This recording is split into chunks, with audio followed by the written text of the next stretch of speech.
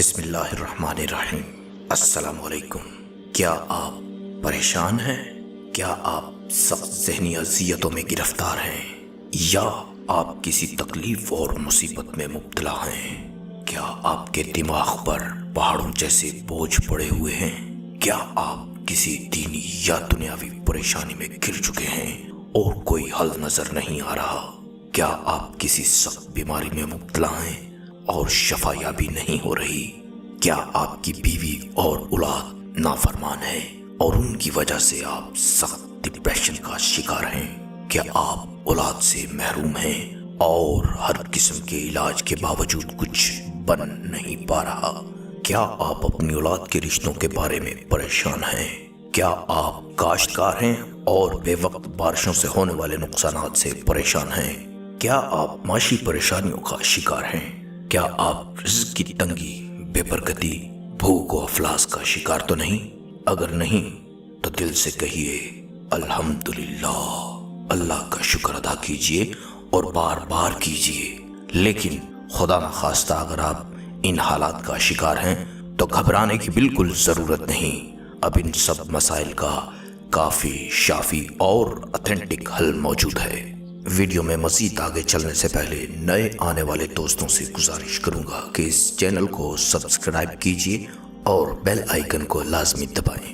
حضرت امام احمد بن حنبل رحمۃ اللہ علیہ ایک بار سفر میں تھے۔ عراق کے کسی دور دراز گاؤں میں رات آن پڑی۔ نہ کوئی تعارف تھا اور نہ ہی کوئی ٹھکانہ۔ ارادہ فرمایا کہ مسجد میں رات گزاریں گے۔ مسجد گئے تو چوکیدار نے داخل ہونے سے منع کر دیا۔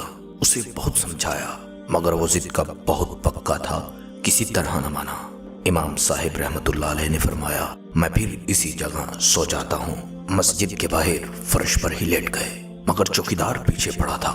وہ آپ کے پاؤں پکڑ کر گھسیٹ کر مسجد سے دور کر رہا تھا۔ ایک نان بائی نے یہ منظر دیکھا تو امام صاحب کے پاس آیا تو امام صاحب رحمت اللہ علیہ سے گزارش کر کے ان کو اپنے گھر رات گزارنے کے لیے لے گیا اور آپ کا بہت اکرام کیا۔ پھر وہ آٹا گوندنے باہر نکلا۔ امام صاحب رحمت اللہ علیہ نے دیکھا کہ وہ چلتے پھرتے آٹا گوندتے مسلسل کچھ پڑھ رہا ہے۔ صبح اس سے پوچھنے لگے کہ تم رات کیا پڑھ رہے تھے؟ اس نے کہا میں استغفار کر رہا تھا۔ تو آپ نے پوچھا کیا یہ مستقل معمول ہے؟ فرمایا جی ہاں۔ پھر پوچھا کیا کوئی اس کا ظاہری فائدہ اور ثمر بھی دیکھا ہے؟ کہنے لگا جی ہاں، جو دعا کرتا ہوں قبول ہو جاتی ہے۔ اب تک صرف ایک دعا قبول نہیں ہوئی۔ پوچھا کون سی؟ کہنے لگا امام احمد بن حنبل رحمت اللہ علیہ کی زیارت کی دعا کی۔ فرمایا میں احمد بن حنبل ہی ہوں اور تمہاری دعا قبول ہوئی اور مجھے تمہارے پاس گھسیٹ کر لایا گیا ہے۔ تو پیارے دوستو، جو کوئی شخص بھی استغفار کو اپنا ہمیشہ کا معمول بنا لے گا، اللہ تعالیٰ اس کے لیے ہر تنگی کا راستہ نکال دیں گے اور اس کی ہر فکر اور پریشانی کو دلی اطمینان سے بدل دیں گے اور ان طریقوں سے رزق دیں گے جہاں سے اس کا وہم و گمان بھی نہ ہوگا۔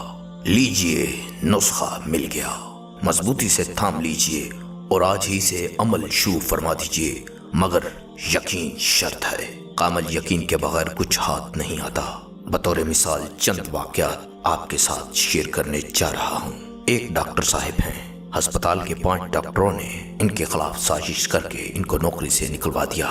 کہتے ہیں میں نے اس مسنون استغفار کا کثرت سے ورد کیا، استغفر اللہ الذی لا الہ الا هو الحی القیوم واتوب الیہ، اور چند ہی دنوں میں نوکری بحال ہو گئی اور حاسدوں کا ایسا برا حشر ہوا کہ اللہ کی پناہ۔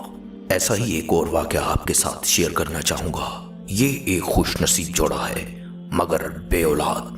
دنیا کے کئی ممالک سے علاج کروایا مگر کچھ حاصل نہ ہوا۔